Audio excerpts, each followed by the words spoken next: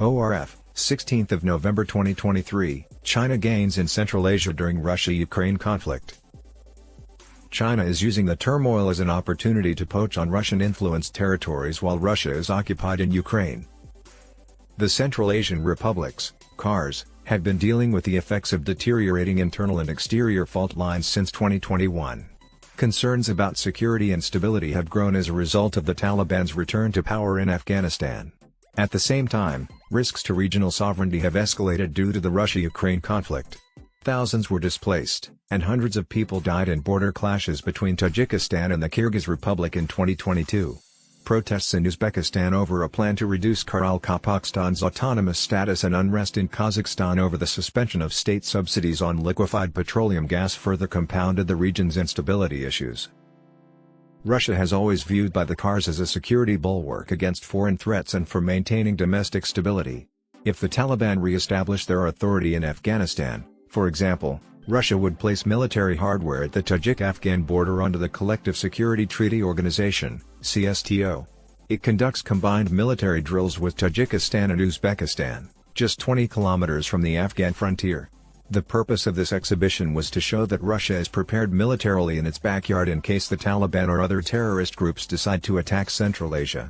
Similarly, Moscow dispatched troops operating under the CSTO to end the protests in Kazakhstan in January 2022. Nonetheless, the CARs are now obliged to lessen their customary reliance on Moscow for security due to Russian action in Ukraine. Particularly in Kazakhstan, there is a growing perception that Russia threatens sovereignty, territorial integrity, and regional stability. Similar to the CARs, Russia launched a particular military campaign against Ukraine in February 2022. Ukraine was a former member of the Soviet Union.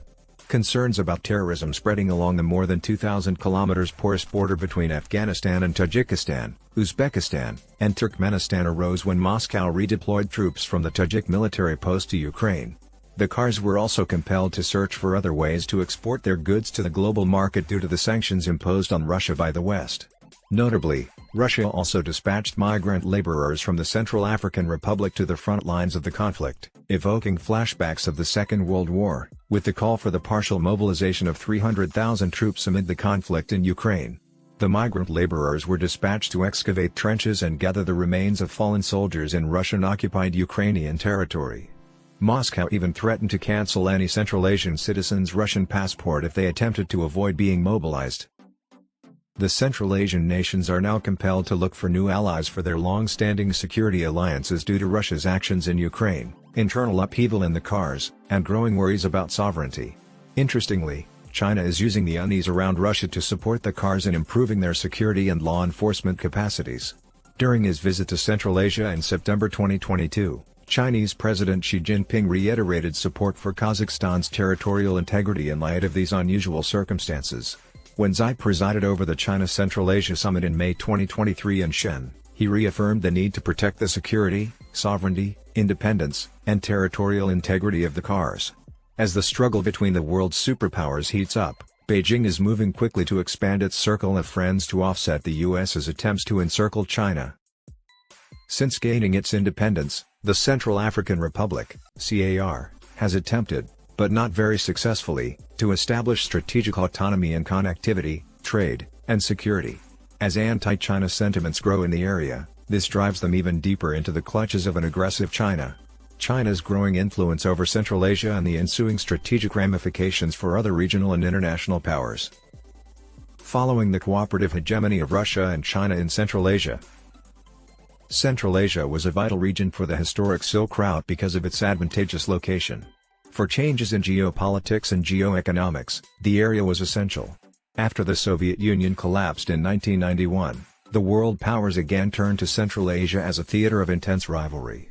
Russia regarded the Central African Republic as its backyard and concentrated on preventing the nations from approaching the US and Europe. The authoritarian post-Soviet governments in Central Asia were also skeptical of Western and European attempts to advance human rights, democracy, and the rule of law. Because of this, the CARs failed to meet the requirements of the World Bank and the International Monetary Fund's requirements, particularly regarding human rights and the rule of law, even though they desperately required loans and investments to jumpstart their economies. Furthermore, Moscow's primary goal was to maintain a monopoly on energy politics in the region and prevent the European Union (EU) from accessing the abundant hydrocarbon deposits of Central Asia. Due to its economic difficulties in the post-Soviet era, Russia was compelled to use cooperative hegemony to establish a division of influence with China over the area. Similarly, China was drawn to Central Asia to protect its abundant hydrocarbon resources and the unstable Xinjiang Uyghur Autonomous Region in western China. Moreover, China was concerned about US-led NATO's ability to control its rise in the region after 2001. As a result, Beijing gave the Kars desperately needed loans and leveraged the political and economic unrest in these nations to its advantage to settle long-standing border disputes. In exchange for Chinese investments and loans, the Kars outlawed Uyghur organizations in 1997 and increased surveillance of the Uyghur population living in Central Asia. The Shanghai Cooperation Organization (SCO), founded in 2001 by China and Russia as part of their joint hegemony, has become a crucial forum for their mutual defense and security cooperation. Indeed, since the SCO's founding, China and Russia have carried out several multilateral military drills. By preventing separatism in Xinjiang and promoting regime stability in Central Asia, the SCO also protected Chinese economic interests and investments.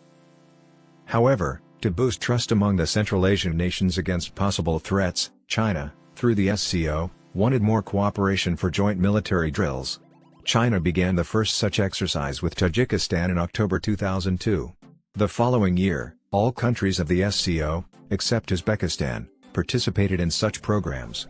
Simultaneously, Beijing declined to carry out the 2007 peace mission drills alongside the CSTO, which Russia dominates.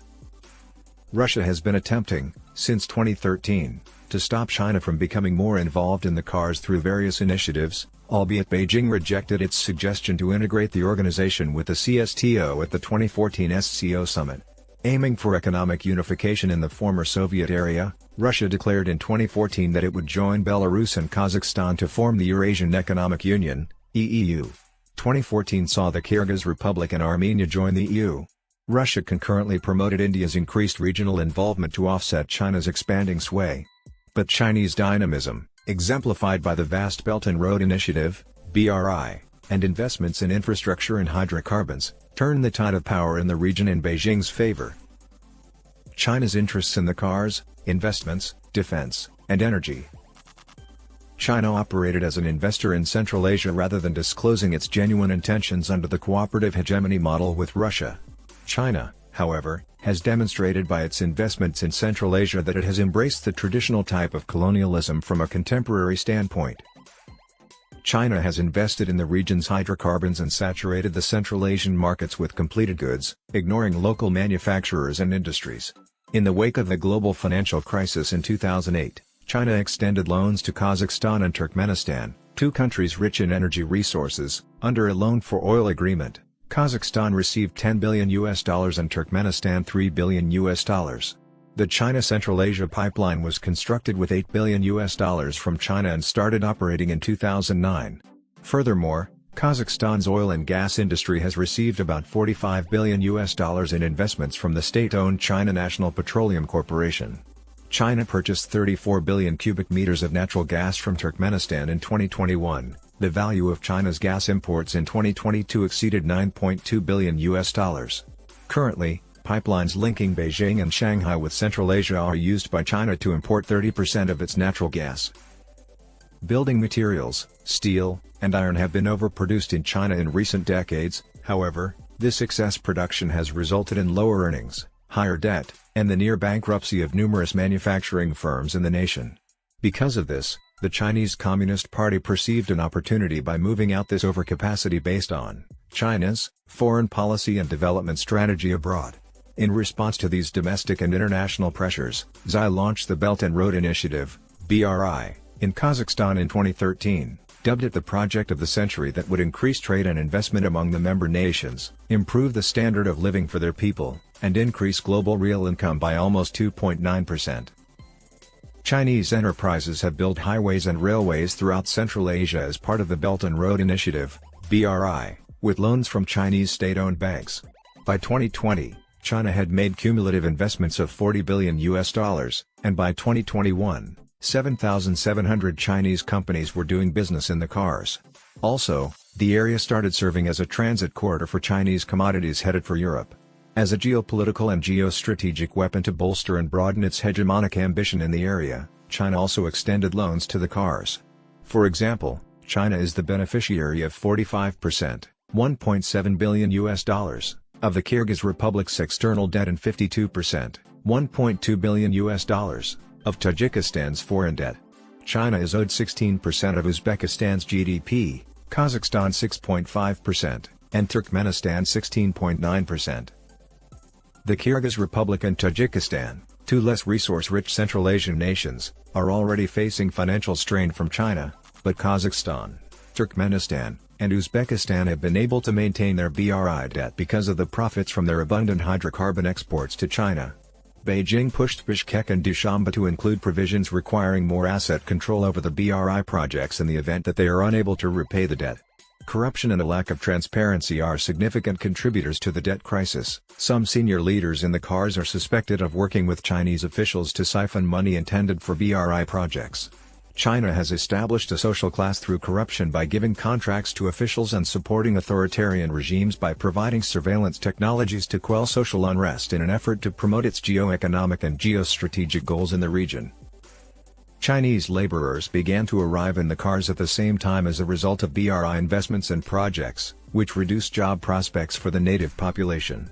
Anti-Chinese sentiment has been stoked as a result, sparking demonstrations and even violent clashes against Chinese presence and official indifference. More than 150 anti-Chinese demonstrations have taken place in the Kars since 2015, mostly in Kazakhstan, Tajikistan, and the Kyrgyz Republic. Additionally, there is a rise in anti-Chinese sentiment in the Kars as a result of the oppression of secular Uyghur, Kazakh, Kyrgyz, and Uzbek Muslims in Xinjiang.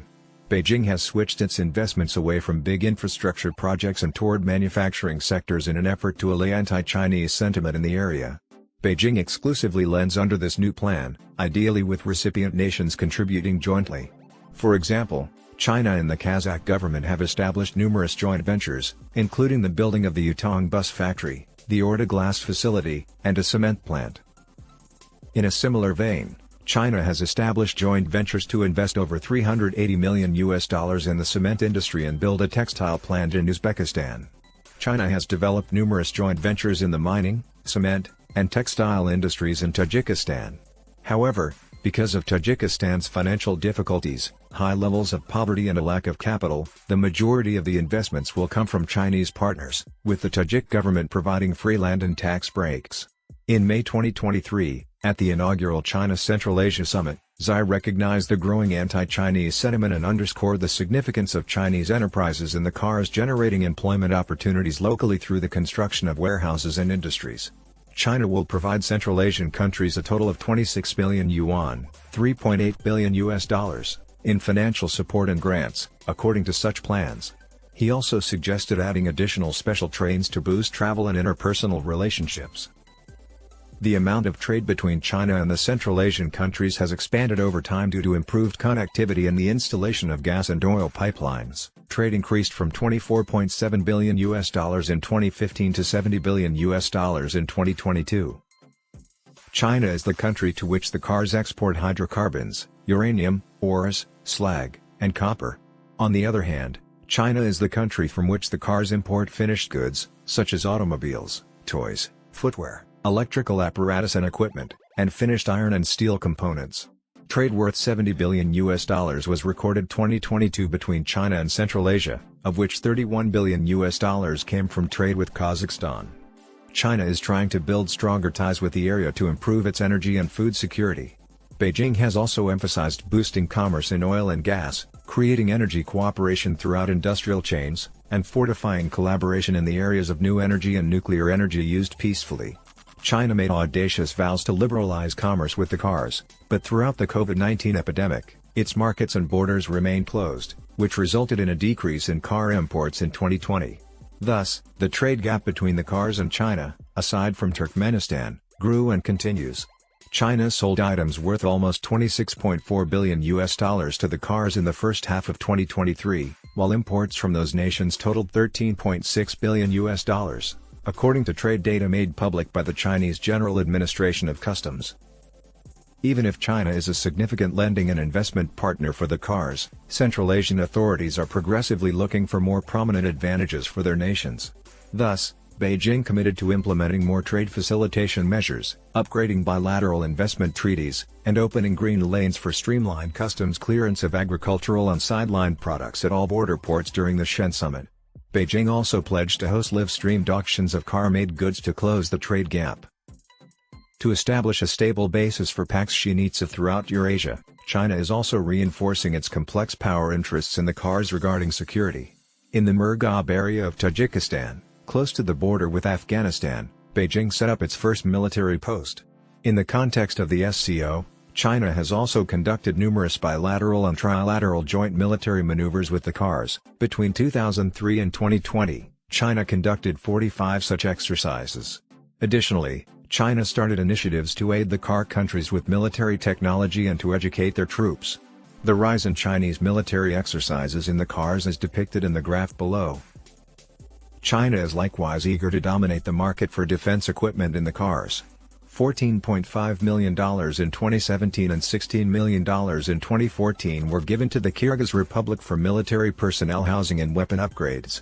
China donated 30 prominent tailors and 30 heavy-duty vehicles, Jifang J6, to Kazakhstan in 2016 for $3.2 million. China has constructed numerous border checkpoints, established a training facility, and provided subsidies totaling $16 million to establish officers' clubs in Tajikistan. China has significantly increased its arms sales to the region simultaneously. In 2016, Turkmenistan paid $230 million to China for HQ-9 and HQ-12 missile systems. In 2018, Kazakhstan paid $296 million for a transport jet, and in 2019, Uzbekistan paid $103 million for a missile system, HQ-9 FD-2000. Furthermore, the Chinese Winglong-1 attack drones are possessed by Kazakhstan and Uzbekistan. Making use of Kars' fear of Russia. The Kars are working to lessen their reliance on Moscow for security amid the current crisis between Russia and Ukraine, which is increasingly perceived as a danger to regional stability, territorial integrity, and sovereignty. Remarkably, not a single Kar has endorsed Russia's activities in Ukraine. The Kars are broadening their foreign policy to reduce the influence of the Kremlin, as they anticipate threats to their sovereignty and territorial integrity. For example, Kazakhstan claimed that MPs from Russia were causing hostility between Moscow and Astana and refused to recognize eastern Ukraine. In contrast to Moscow's expectations, Kazakhstan and Uzbekistan also maintained Ukraine's territorial integrity and provided humanitarian aid to Kyiv. China is in a favorable position due to the increased unease in the area and Russia's interest in Ukraine. As tensions with the West grew, Xi decided to make his first trip abroad after the pandemic to Central Asia in September 2022, emphasizing the region's increasing importance in China's foreign policy goals. When Xi first got to Kazakhstan, he met President Kassym-Jomart Kemalievich Tokayev, the other leader. We, China, will continue our strong support to Kazakhstan in protecting its independence, sovereignty, and territorial integrity, and strongly oppose the interference of any forces in the internal affairs of your country, he said, reiterating support for Kazakhstan's territorial integrity.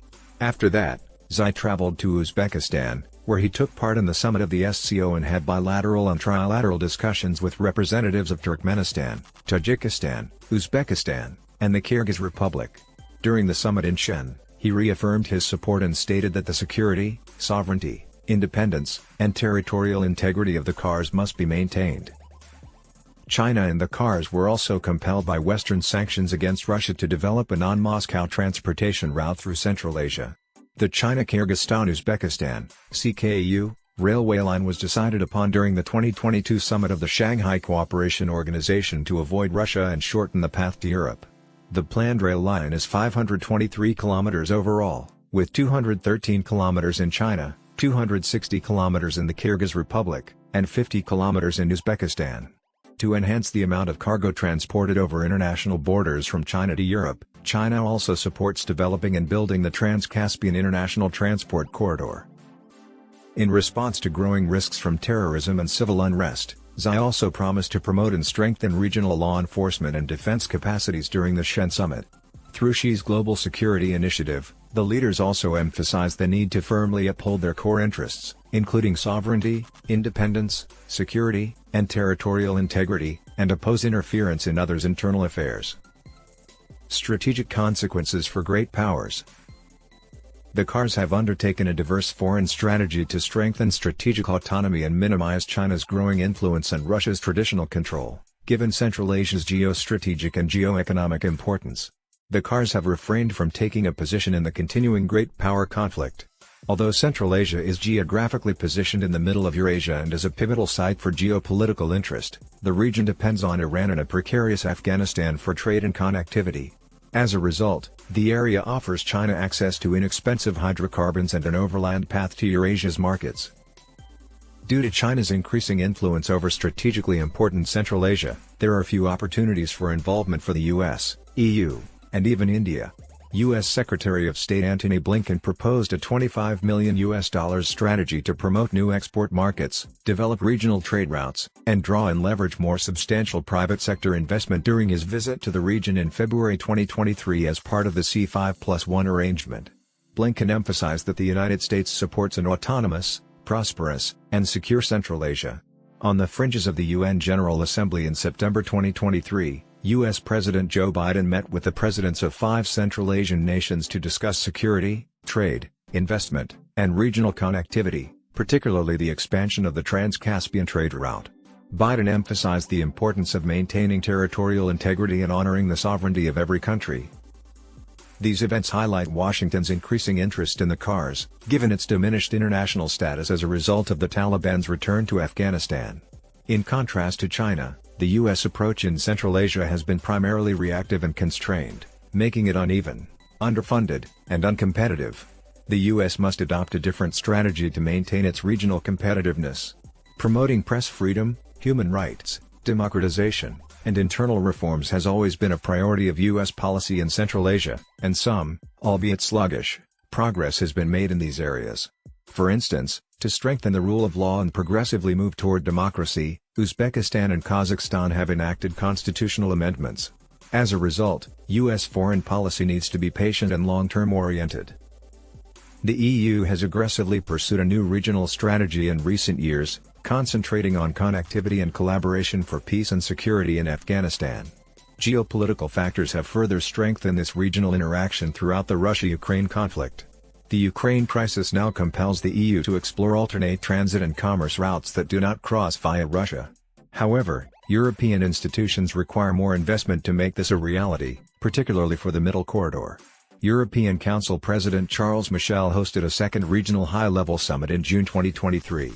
Participants included the Deputy Chair of Turkmenistan and the leaders of Uzbekistan, Kazakhstan, Tajikistan, and the Kyrgyz Republic.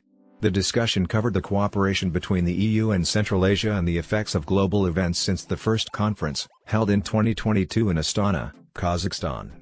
Despite their best efforts, the authoritarian governments of Central Asia have maintained a conflicted relationship with the EU because of the latter's insistence on good governance, human rights, and the rule of law.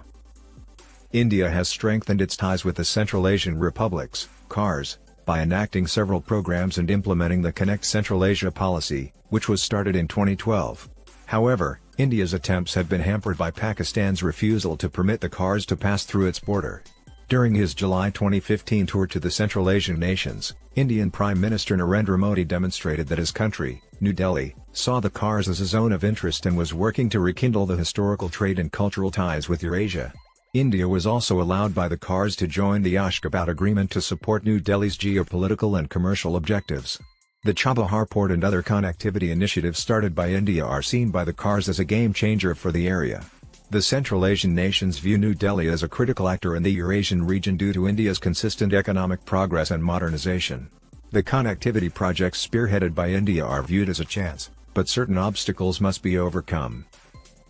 Promoting Beijing's security ideology, governance model, and surveillance methods may significantly impact the regional interests of India, Europe, and the United States.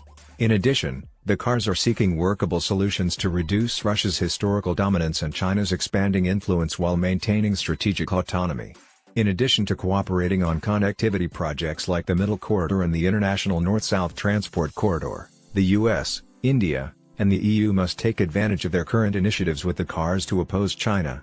The EU, The US and India can assist the Kars with long-term strategic investments in connectivity projects, giving these nations an alternative to connecting to the rest of the world, even though it may be difficult to completely stop a rising China in Central Asia. In conclusion, China now enjoys an advantage in the region due to Russia's concentration on Ukraine and its declining power in Central Asia's security and defense. In contrast to the US, the EU, and India, China has prioritized the region. Beijing aims to accomplish several goals in geopolitics, military strength, soft power, and economics by building robust defense and economic possibilities in its periphery. China has widened its sphere of influence thanks to the precarious international order. With more excellent defense and security cooperation, the Kars may side more with Beijing than Moscow. Despite continuing China-Russian cooperative predominance, Moscow is emerging as the region's junior partner. However, Beijing's expanding influence may leave Central Asia open to societal unrest and uprisings against the established governments, a worry that the region's leaders shouldn't ignore. The Collective Security Treaty was signed in 1992 by Russia, Kazakhstan, Tajikistan, Uzbekistan, the Kyrgyz Republic, and Armenia. It was renamed the Collective Security Treaty Organization in 2002. In 2012, Uzbekistan left the organization, and Turkmenistan never joined. The Shanghai Five was established in 1996 by Russia, China, the Kyrgyz Republic, Kazakhstan, and Tajikistan to end long-standing border issues through measures to foster mutual trust. They signed the Mutual Reduction of Armed Forces Agreement the following year. China asked Russia to help mediate talks to end its protracted border disputes with Tajikistan, the Kyrgyz Republic, and Kazakhstan. The issues were ultimately resolved in 1994 with Kazakhstan, in 1996 with the Kyrgyz Republic, and in 2002 with Tajikistan. China was awarded 22%, 32%, and 3.5% of the area that each country had claimed. To foster measured cooperation in Eurasia on regional geopolitical, geoeconomic, and geostrategic concerns, China, Kazakhstan, the Kyrgyz Republic, Russia, and Tajikistan founded the Shanghai Cooperation Organization (SCO) in 1996 under the name Shanghai Five. In 2001, the group underwent a name change upon Uzbekistan's admission.